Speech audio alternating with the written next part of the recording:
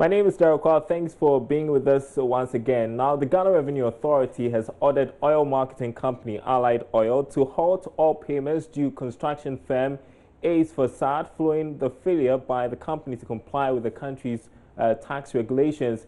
The company has since 2014 defaulted in the payment of income tax and other levies amounting to about 5 million cedis to the Ghana Revenue Authority.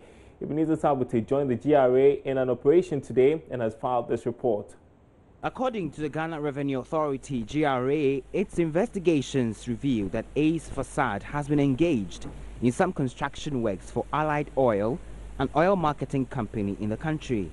Addressing the media during a tour of the company's premises, the GRA said it believes a sure way of getting the directors to pay the about 5 million cedi tax default is by serving a notice to Allied Oil to freeze any further payment to the firm. Chief Revenue Officer at the GRA, John Yalboabing, has been explaining to the media the action taken. We have sent the garnishment order on Allied Oil that any monies due to be paid to Ace Facade must be directed to Ghana Revenue Authority. By Section 60 and 61 of the Revenue Administration Act. All monies which are due to be paid to the contractor, due to be paid to Ace Facade, must now be directed to Ghana Revenue Authority. They have also received a letter and they will send it to the managing director and they will effect the needed. Yalboabing, in an interview with Joy Business, outlined the relationship between the two companies. Allied Oil is not connected in this liability per se. Ace Facade, the company which we came to collect the tax from, is undertaking a project for Allied Oil. So since we couldn't locate any of their premises to get we came here, through investigations, we came here to come and attach any property on site belonging to Ace Facade. That is how come we were here. However, we've been told by the project manager that they have also absconded. They have left the project in limbo. They are nowhere to be found. So the next thing will be, we'll serve a garnishment order on Allied Oil. We'll serve an order on Allied Oil. If there is any money which must be paid Ace Facade, they will have to direct it to Ghana Revenue Authority. The tour by GRA Wednesday began at Adabraka and Osu in the Greater Accra region, where some other defaulting companies were located. Meanwhile, the GRA says its earlier notice to Ace Facade on its default status was challenged by the company, a situation which led to the current debt position. Here's Chief Revenue Officer John Yalboabing. And usually it was as a result of audits. When the audit is done, the company comes forward to say that I agree, I disagree with it. And then wherever there are disputes, it is resolved. After the disputes are resolved, then we place in a demand notice and we come forward with final demand notice. So the audit was done for a period 2014 to 2016. There were some disputes. They objected to some issues, so it had to be resolved. And it has been finally resolved, but they are nowhere to be found to pay the tax liability. That's how come it looks like it's a long period. No, they objected to the assessment given. We had to give them opportunity to agree and disagree. But this final figure is without disputes. In other news tonight, Imani Ghana is calling on government to urgently address the inherent poor business registration processes in the country. This follows a recent World Bank report indicating that Ghana had dropped 12 places on the ease of doing business rankings. Founding president and CEO of Imani, Franklin Kudjo, who was speaking at a business forum organized by the think tank in Accra, said the recently outlawed online registration process by the Registrar General's Department needed a complete overhaul to streamline registration procedures. This forum, organized by Imani Ghana's Center for Policy and Education, brought together stakeholders in the business community for a conversation on how to improve the current business environment for small businesses.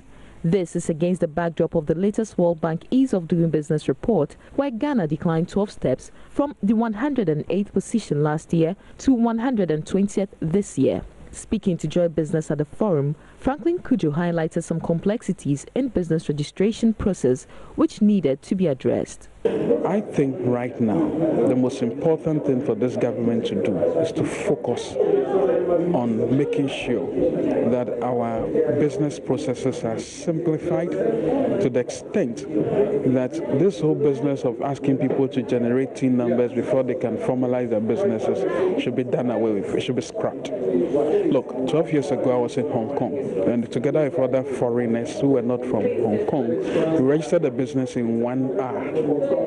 Nobody asked us for TIN numbers. Nobody, and Hong Kong consistently is in the top 5 countries of doing business properly and very competitive. We have lagged so much behind that Rwanda, that came from the cold, especially from war, has overtaken us by just investing in simple processes.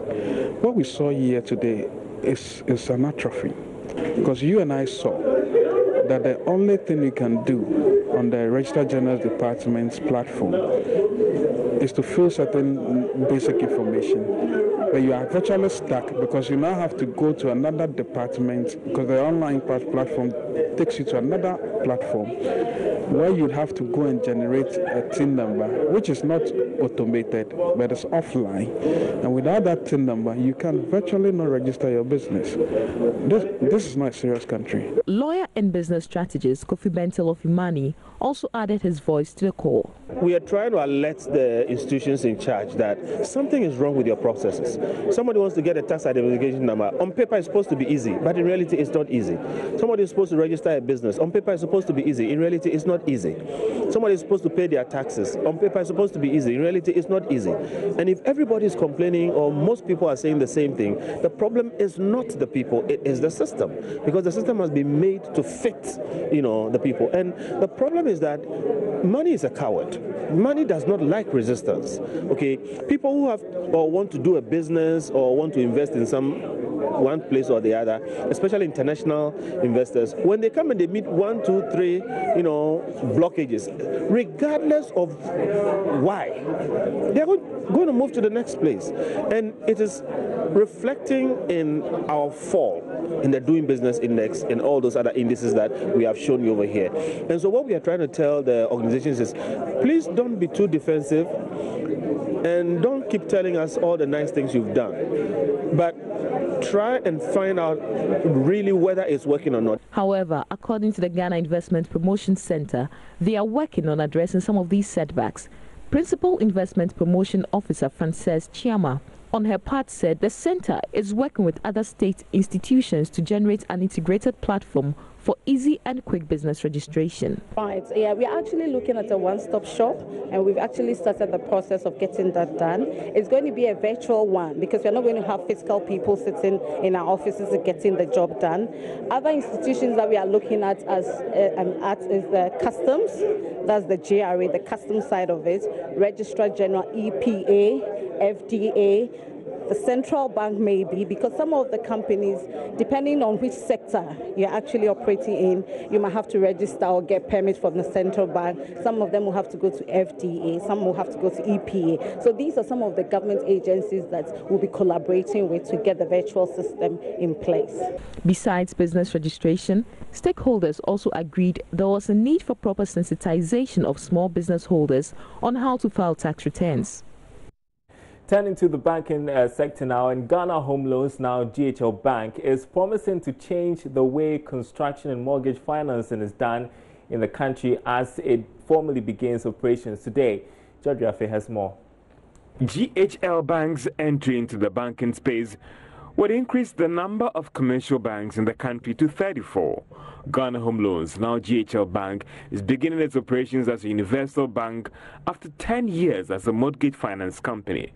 So, after doing so well as a mortgage finance firm, why the rush to become a bank, looking at all the challenges in that space? That's the question I posed to the managing director of GHL Bank, Dominic Edu, in one of his first media interviews as a banking boss. Saw some gaps in the model, the business model we'd adopted. In particular, we were not banking the self-employed, which became very difficult to determine their incomes for qualification for mortgage purposes. When we were given a check, we had to go and pay to another bank. The bank saw the client and could call the client and take a business away. But fundamentally, we found that we had the largest asset of an individual, and yet all the other transactions were being conducted with other banks apart from us. So what we felt was that it was time to actually provide a one-stop bank where if somebody take a mortgage from us, they have all the other financial services they would need in their life, and therefore we have a better picture and be able to serve them better. It's interesting you talk about the fact that all these hurdles pushed you. Again, have you looked at the banking space very well for you to appreciate that? Do you know the deep blue sea that you're diving into? You look at capital requirements, you look at regulatory requirements, you look at liquidity issues, and you still want to be a commercial bank. Yes, it took us more than 2 years to make that decision and a lot of research into the industry before we did that. But we're coming in with a model that is very clear, with a strategy that is very well known, that we know as well, which is home ownership, and then trying to bank all those who facilitate the acquisition of that home. That includes the building material suppliers, that includes the developer. Mr. Edu also added that they have the required cash to play in the universal banking space, looking at their financiers as well as shareholders. Well, our capital base as we speak is about $50 million US. But of course, we're very prepared to bring in the additional capital. For what we intended doing earlier, the 50 million was enough. We actually invested $25 million cash in December last year. So we are very, very liquid. And in terms of funding, which is really what we use to do business, we have raised about $200 million from very, very reputable institutions such as the IFC of the World Bank, the DEG, Proparco, FMO. These are world-class institutions. We have processes that they trust. We've worked with them for over 11 years, and we expect that they will back us in terms of the monies that we need to run our strategy over the next few years. GHL Bank has the former Group Chief Executive of EcoBank, Albert Essien, as its board chair. Owning a home in Ghana today is a big challenge in terms of getting the required funds. But GHL Bank, which sees itself as a mortgage specialist, believes this challenge will be over soon. Coupled with an improved economy, mortgage prices or the cost of owning a home would soon be over. Meanwhile, board chairman of the newly launched GHL Bank says the universal bank would prioritize reducing the housing deficits in Ghana by at least 10% in the coming months. The huge deficit in Ghana, which stands at 1.7 million units, is likely based on the high rate of mortgages in the country. Charles Aite has more from the ceremony that took place earlier in the day. The outdooring of GHL Bank coincides with some concerns on easing up requirements for access to mortgages in Ghana. Speaking at the event, board chairman of GHL Bank, Albert Essien, says the bank will address all issues related to home acquisition in Ghana. We are aggressively going to build on our current clientele base with our complete products and services for the various private individual segments and the corporate verticals. We at GHL Bank are committed to deliver cutting-edge solutions that will enable private individuals and businesses realize their full potential in creating wealth. There is a lot of opportunity in the property financing in our country, and these should be good times for those who would seize the chances being offered by GHL Bank. On his part, First Deputy Governor of the Bank of Ghana, Dr. Maxwell Opoku-Afari, says the regulator will be exploring innovative ways of helping all local banks like GHL Bank with special directions to remain relevant in the financial market. As the supervisory authority, it is our prime responsibility to ensure that newly established financial institutions, as well as existing ones, have adequate capital to match the risk profile of the business they wish to undertake, and that they have the capacity to assume and manage risk prudently so that we can protect the soundness of the financial system as a whole. Deputy Minister for Waterworks and Housing, Frida Prempe, has appealed to home finance institutions like GHL Bank to review requirements needed for prospective homeowners seeking to secure mortgages. I don't intend to dwell on theories and statistics regarding housing needs and housing delivery. The problem of shortage of housing is real and requires practical considerations and solutions. By all accounts, the country has not been able to meet its average annual housing requirements for any period during the last 2 decades. The GHL Bank comprises a 15-member management team with Dominic Edu being managing director. Okay, so let's get away from all the hard stuff and talk about something very fun like owning a swimming pool. If you have one, then you should be very rich. Well, that's the perception held by many people, but entrepreneur Ijo Senanu wants to change that view. He's one of the most sought-after pool constructors in the country, and today he takes us on a tour of some of his projects on the Joy Business Van. The Joy Business Van, empowered by Joy Business and supported by EcoBank, the Pan-African Bank.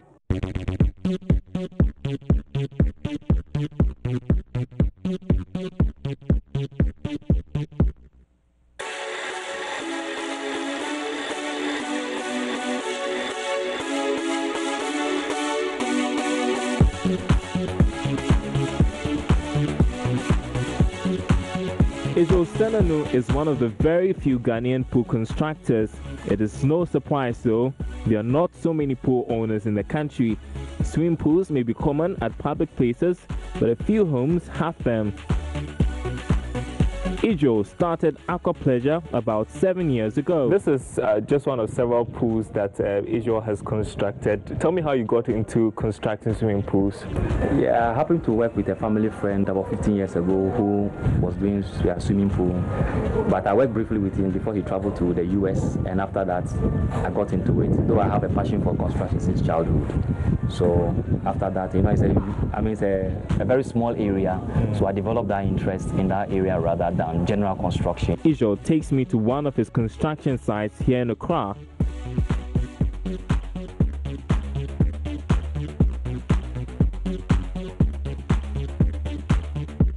What goes into constructing a pool like this? I would say it's a complete construction like a house, because you do excavation to get your depth and what have you. Then you do your block work if you have to do. Then you do your form work to get the form and the shape of the pool. Do your concrete, your metal work, tiling, electrical work for your lights, for your motor, and so it's a whole construction from like a building. Individuals who own swimming pools are usually thought to be rich in this part of our world, so this aspect of construction is least explored. To be honest with you, I can say in the whole of Ghana, major swimming pool constructed companies or like myself will be about no more than 5 across the whole of Ghana, and they are very, very difficult to get, and not alone even the pricing. So people tend to shout, okay, why can't we try 2, 3 people, but they are not available. Ijo decided to take this on as a business anyway. He started with doing repair and maintenance works on pools before he was entrusted with contracts. He didn't always get it right, but as time has gone by, Ijo has become one of the most sought after pool constructors in the country. Building a swimming pool can cost you between $20,000 and $500,000 depending on what you want. But Ijo tries to cut down on cost as much as possible because he believes everyone should be able to afford a pool. It's that perception, that is why it's even difficult for people to build a pool. Because hey, I mean, I'm not rich, so I can't build it. And that is my passion and my vision. For every Ghanaian who has built a house should be able to have a pool if he wants to. Once you are making any meaningful income, you should have a pool. Why should I have a pool at my home? Pool is swimming is the best form of exercise in the world, and people would like to swim these days. And because everybody is becoming health conscious and you are not having time, you are busy. But once you jump into the swimming pool right now, with about 15 laps, you are fine. You don't need any weight lifting, jogging, all of these things. You just do 15 laps over here, you are good. Okay. So if you have it in your home, you just step out of your house in the morning or you come in the evening, you just jump inside, you swim for a while, and it's fun. Whilst we are having fun, we are exercising every part of your body. So it's worth the money. The challenge for Ijo now is convincing people they can actually afford a pool. There's a glimmer of hope though, as Israel tells me, trends appear to be changing in the last couple of years. Aside from constructing pools, Israel owns an academy where he teaches people how to swim. He generates money from there to sustain his operations. His goal is to go global. We don't want to just build a Ghanaian entrepreneur who, when you hit my head right now, just split it open. My market is global. I'm ready to take up anything, anywhere. So that is my vision, and I'm having serious contact with certain people even outside for factories who are into the real fabricating of these things, like the machines. I'm in contact with them for a while now, and so my vision is to even flood Ghana, West Africa, and Africa as a whole.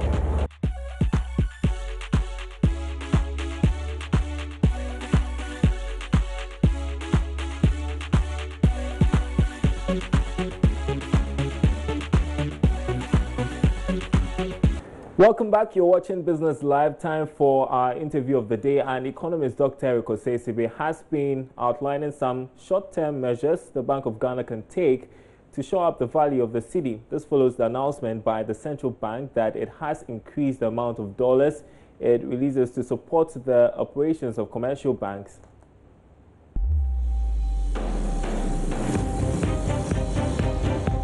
Long-term measure will always be to promoting export, diversify, and bring in more export. But in the short term, one, you need to either use interest rates, trying to increase your returns on domestic assets, so that instead of people speculating on the currency, they'll rather buy the assets, bonds and others. Now, the problem the central bank is having is, because the treasury bill rate is very low, people are not getting enough alternative high yield instruments, and so they are speculating on the dollar.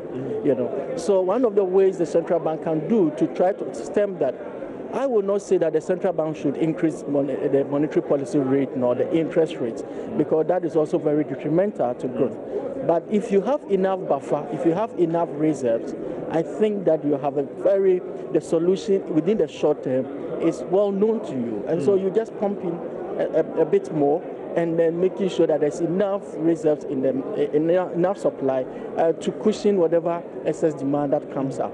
It's essentially. Some say that for the first time, the reserve position of the Bank of Ghana is quite good. It's good. Yeah. What is stopping them from the necessary interventions? I engaged the commercial banks, and what they are telling me that the Bank of Ghana is not on the market, and even they are on, they're doing $4 million, and that's peanuts for all these banks to have to finance their imports. Why do you think that the Bank of Ghana is being very skeptical or reserved in their approach, despite having all these reserves? Do you think they are building up for the rainy season next quarter or something?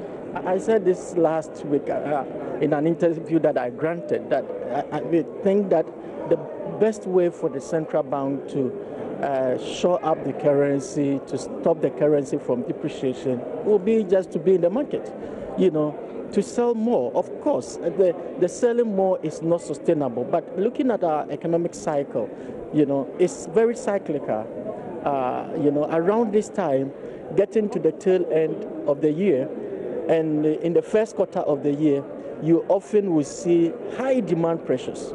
You understand, the demand pressures will be high. And so if you understand the dynamics in the economy, and being so lucky, having enough reserves that has taken you beyond the threshold of 3 months of import cover, then you are at a very good position, to making sure that you do not allow the city to depreciate, because the implication, the ripple effect of the currency depreciation is enormous on the economy. Like I mentioned, the pass-through of the currency depreciation to inflation is high, and inflation now is everything. If prices begin to rise, it will throw everything out of gear. All the projections that are being made will be thrown out of gear, because the central bank has to immediately intervene and adjust the monetary policy rate up. And that will then serve signal for all the other interest rates to also begin to rise. And so you don't want that to happen.